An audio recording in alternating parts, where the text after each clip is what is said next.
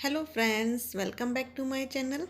मैं आज आपके लिए फिर से घर को किस तरीके से ऑर्गेनाइज़ कर सकते हैं वो आपके लिए आइडियाज़ लेके आई हूँ, और वो भी उन तरीक़ों से जिनको हम बेकार समझ के फेंक देते हैं। तो या तो हम उनको साइड में रख देते हैं या फिर फेंक देते हैं, उनका कोई भी हम यूज़ नहीं करते हैं। तो उन्हीं आज चीज़ों का हम यूज़ करते हुए हम अपने घर को ऑर्गेनाइज़ करेंगे। तो मैंने यहाँ पर देखिए मेरा शेल था जिसको मैं पहले यूज़ कर चुकी थी।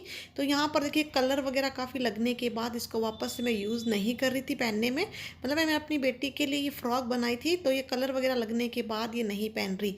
तो आप यहाँ पर शर्ट को यूज़ करेंगे तो शर्ट को आप पहले अपनी जो शर्ट की स्लीव्स होती है उसको कट कर लीजिए, और उसके बाद नीचे से अगर आपकी यहाँ पर नीचे राउंड शेप है थोड़ी, तो आप यहाँ पर इसको कट करते हुए इसको स्ट्रेट कर लीजिए।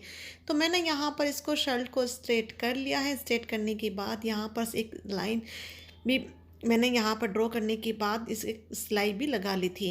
अब यहाँ पर ये 4 इंच का निशान लगाते हुए मैंने एक स्क्वायर पीस बना लिया है। अब इसको हम स्क्वायर पीस को पहले कट कर लेंगे। इसी तरीके से दूसरे पीस साइड में भी हम इसी पीस को रखते हुए उसको भी हम कट कर लेंगे। तो ये मैंने काफ़ी टाइम से इसको अपनी बेटी के लिए फ़्रॉक बनाकर मैंने इसको यूज़ में ले लिया था। अब वापस इसमें कलर वगैरह लगने के बाद ये वापस ख़राब हो गया, तो वो उसको यूज़ नहीं करती यानी पहनती नहीं है। तो मैं इसको वापस से रीयूज़ कर रही हूँ। तो अब इसको हमें इस तरीके से इनको पकड़ते हुए सिलाई लगानी है। दोनों पार्ट को सेंटर में पकड़ना है और सिलाई को हमें इस तरीके से लेफ़्ट और राइट करते हुए इसमें स्टिच कर लेना। देखिए स्टिच करने के बाद जो हमें नीचे का पार्ट स्टिच किया उसको मेज़र कर लेना है। यहाँ से इसकी लेंथ और विड्थ को उसी के अकॉर्डिंग हमें यहाँ पर एक कार्डबोर्ड चाहिए। तो मैं यहाँ पर कार्डबोर्ड की जगह बच्चों के जो पिछले साल की नोटबुक थी उसी नोटबुक का यूज़ कर रही हूँ। तो अब ये नोटबुक कोई काम की नहीं है, तो इसी नोटबुक को मैं नीचे यहाँ पर बेस बना के रख लूँगी। आपके पास नोटबुक की जगह आप नहीं है तो आप यहाँ पर कार्डबोर्ड वगैरह कुछ भी रख सकते हो। उसके बाद हमें यहाँ पर ऊपर की तरफ हमें हैंगर यूज़ करना है, क्योंकि ऊपर की तरफ तो मेरा रेडी था तो मैं कुछ भी नहीं करना पड़ा। तो देखिए हमारा यहाँ पर बिल्कुल सिर्फ 1-2 सिलाई से ही हमारा ऑर्गेनाइज़र बन के बिल्कुल रेडी है। तो इस तरीके से आप अपनी अलमीरा में और में कहीं भी इसको हैंग करके कपड़े रख सकते हो।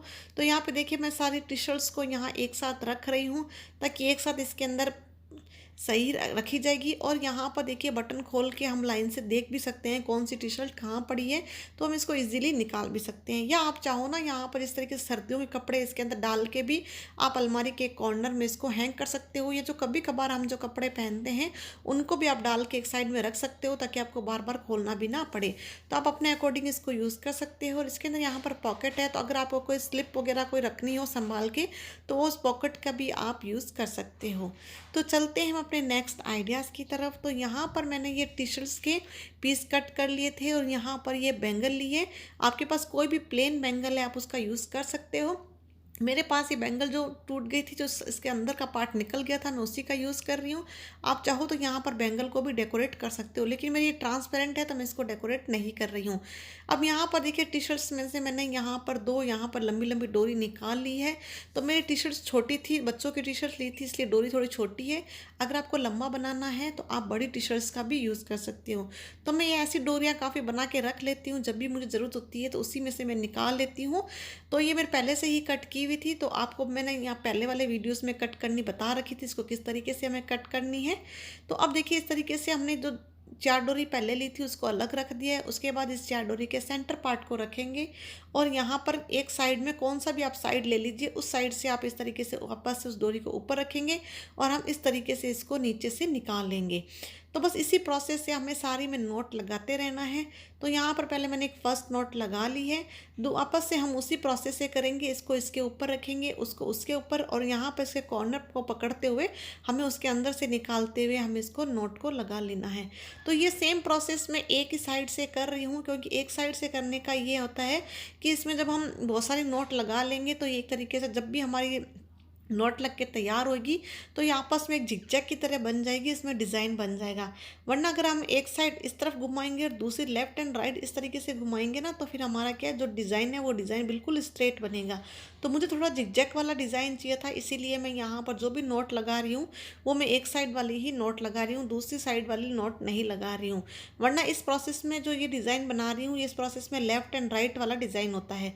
पर लेकिन मैं यहाँ पर इस तरीके से देखिए जिगजैग की तरह राउंड की तरह घूम जाएगा, तो इसलिए मैंने यहाँ पर नोट को एक साइड ही लगाई है।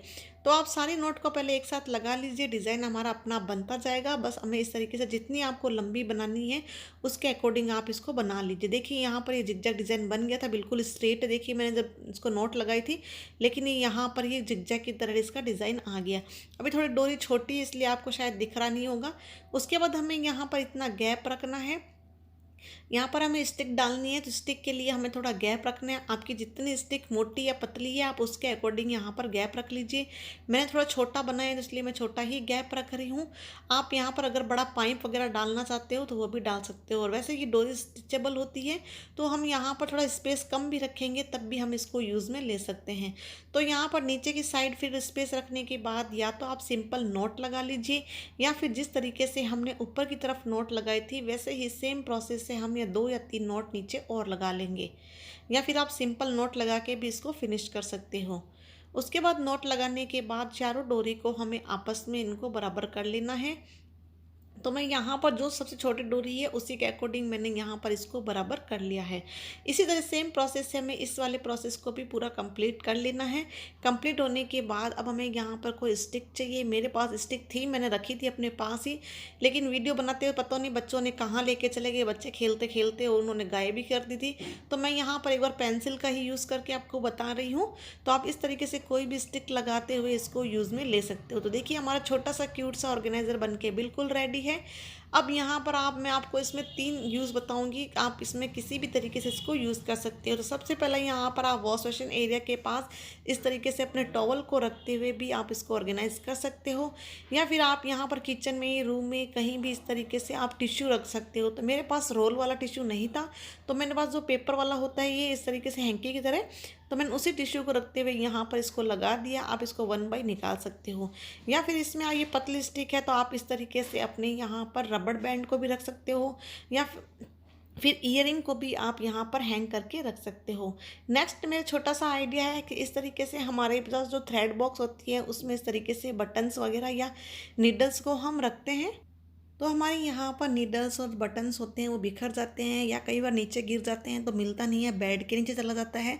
तो फिर इस तरीके से ढूंढने में भी दिक्कत होती है और यहाँ पर इसको पिक करने में भी दिक्कत होती है।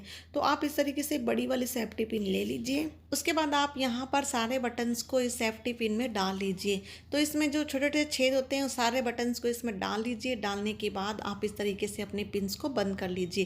तो देखिए हमारा छोटा सा एक बटन्स ऑर्गेनाइजर बन के रेडी हो गया है। आप इस तरीके से अपने बटन्स को ऑर्गेनाइज करके रख सकते हो। अगर बाई चांस हमारे हाथ से गिर भी जाए तो पूरा पिन एक साथ ही गिरेगा और इसको हमें ढूंढने में भी आसानी हो जाएगी। और यहाँ पर देखिए इसी तरीके से नेक्स्ट आइडिया यहाँ पर निडल का है। तो निडल्स भी हमारी इस तरीके से बिखरी हुई रहती है। तो आप यहाँ पर निडल्स में, यहाँ पर मैं पेन का यूज़ करके बता रही हूँ। तो यहाँ पर जब हमारे पेन खाली हो जाते हैं तो आप इन पेन्स के अंदर यहाँ पर इस तरीके से निडल्स को डाल के रख सकते हो। तो ये हमारा यहाँ पर निडल ऑर्गेनाइज़र बन के रेडी हो जाएगा। अगर आपके पास पेन है तो आप पेन का यूज़ कर सकते हो, या फिर बच्चों की जो लिड पेंसिल होती है उसके साथ भी लिड वाला जो बॉक्स होता है वो भी खाली होने के बाद आप उस लिड बॉक्स का भी यूज़ कर सकते हो। तो दोनों में से आप कोई भी यूज़ करते हुए अपनी नीडल्स को यहाँ पर ऑर्गेनाइज करके रख सकते हो। तो इस तरीके से छोटे छोटे आइडियाज़ हैं, इनको आप किसी भी तरीके से रख सकते हो। हमारे क्या है, सामान बिखरे हुए नहीं रहते और इजीली देखिए हम इस तरीके से इसमें निकाल सकते हैं। तो इसमें जो आगे का छेद होता है काफ़ी ना छोटा होता है ना बड़ा होता है, तो हम इसीलिए यहाँ पर या क्या करते हैं, नीडल्स को निकाल के इनको रख सकते हैं। या फिर इसका दूसरा तरीका क्या होता है कि हम बच्चों के इस तरीके से टॉफ़ी वगैरह लेके आते हैं तो काफ़ी इस तरीके के बॉक्स होते हैं, जैसे टिक टेक का बॉक्स है या फिर कोई भी जेली वगैरह जो भी लेके आते हैं, तो इस तरीके के साथ में बॉक्स आते हैं तो हम उनको ऐसे ही फेंक देते हैं। तो आप इनको भी क्या कर सकते हो, बटन्स या निडल डाल के इनको ऑर्गेनाइज करके रख सकते हो। तो बिल्कुल छोटे छोटे आइडियाज़ हैं जिनको हम यहाँ सामानों को क्या करते हैं, फेंक देते हैं। मैन खाली होने के बाद भी फेंक देते हैं, बच्चे भी यहाँ पर टॉफ़ी खा के इनको फेंक देते हैं। तो ये बिल्कुल इस तरीके के आइडियाज़ हैं। इनसे क्या होता है, हमारा घर भी ऑर्गेनाइज रहता है और बिल्कुल हमें ईजी हो जाता है कुछ भी सामान हमें यूज़ करने में। तो अगर आपको मेरा आइडिया इनमें से जो भी अच्छा लगे तो प्लीज़ वीडियो को लाइक ज़रूर कर दिया करो। तो अब चलते हैं हम अपने नेक्स्ट आइडियाज़ की तरफ। तो यहाँ पर देखिए, ये मेरा ड्रेसिंग का ड्रॉ है। यहाँ पर नीचे अगर जब हम कुछ नहीं लगाते हैं तो इस तरीके से मिट्टी इकट्ठी हो जाती है और उसके बाद इसको साफ़ करने में भी काफ़ी दिक्कत होती है। तो आप अपने कहीं कोई भी ड्रॉ हो, चाहे ड्रेसिंग का हो, किचन में हो या फिर अलमीरा में हो, कहीं भी इस तरीके के ड्रॉ हो, तो आप इस तरीके से जो आटा चावल वाला बैग होता है उसका, ये प्लास्टिक वाला बैग है, हम इनको ऐसे ही फेंक देते हैं। तो इनको भी क्या करो, आप अपने ड्रॉ के अकॉर्डिंग इसके साइज़ का पहले आप इसको कट कर लीजिए। कट करने के बाद अब हमें यहाँ पर इसके नीचे बेस में लगा लेना है, ताकि अगर इसमें मिट्टी वगैरह आएगी तो हम सीधा इसको डायरेक्ट उठाएंगे। उठाने के बाद इसको हम सीधी मिट्टी को नीचे या फिर बाहर फेंक सकते हैं और हमें साफ़ करने में भी ईजी हो जाता है। उसके बाद हमारे पास देखिए इस तरीके के ये बिना लिड वाले बॉक्स होते हैं, जिसमें हम मिठाई बिस्किट लेके आते हैं तो इनके साथ लिड नहीं आती है, बिल्कुल ऊपर कवर हुआ होता है। तो इनको भी हम यूज़ कर सकते हैं। उसके बाद हमें यहाँ पर देखिए साइड में थोड़ा गैप बच गया था, तो मैं यहाँ पर अपनी जो बैंगल्स हैं उनको यहाँ पर रख दूँगी। तो बिल्कुल जो वेस्टेज चीज़ें होती हैं, नीचे का रोल यूज़ किया था मैंने, जो वॉलपेपर में या कहीं भी आते हैं, तो अब जो मेरे डेली रूटीन वाला जो भी सामान होता है वो मैं इसके अंदर रख दूँगी, ताकि मैं यहाँ पर हमें बार बार अलमीरा को या ड्रेसिंग को पूरा खोलना नहीं पड़ेगा और इजीली मैं अपने सामान को अच्छे से इसमें निकालते हुए इनको यूज़ कर सकती हूँ। तो बस हमें जो डेली रूटीन वाले सामान हैं वो इसमें ऑर्गेनाइज करके रख दूँगी। तो अगर आपको मेरे आइडियाज़ अच्छे लगे तो प्लीज़ वीडियो को लाइक कर देना, चैनल पर नए हो तो प्लीज़ चैनल को सब्सक्राइब भी कर देना, और कौन सा आइडिया आपको सबसे अच्छा लगा वो भी प्लीज़ ज़रूर बताया करो। देखिए इस तरीके से क्या होते हैं, हम इन बॉक्स को और जो नीचे का मैंने पेपर यूज़ किया था हम इनको फेंक देते हैं। बहुत कम ऐसे होते हैं जिनको इनको हम यूज़ करते हैं। तो बस इनको फेंकने की बजाय आप अपने अकॉर्डिंग इनको यूज़ में लीजिए। पेपर को आप कहीं भी इनको लगाते हुए यूज़ में ले सकते हो, और पेपर भी काफ़ी बार बहुत इकट्ठे भी हो जाते हैं, तो हम पूरे घर में इसको ऑर्गेनाइज करके रख सकते हैं। हम इसमें फालतू में हम क्या करते हैं, इस तरीके के पेपर को मार्केट से लेके आते हैं नीचे यहाँ पर इसको बिछाने के लिए या फिर कुछ और करने के लिए। तो यहाँ पर हमारा ऑर्गेनाइज होके रेडी हो गया है। मिलते हैं नेक्स्ट वीडियो में।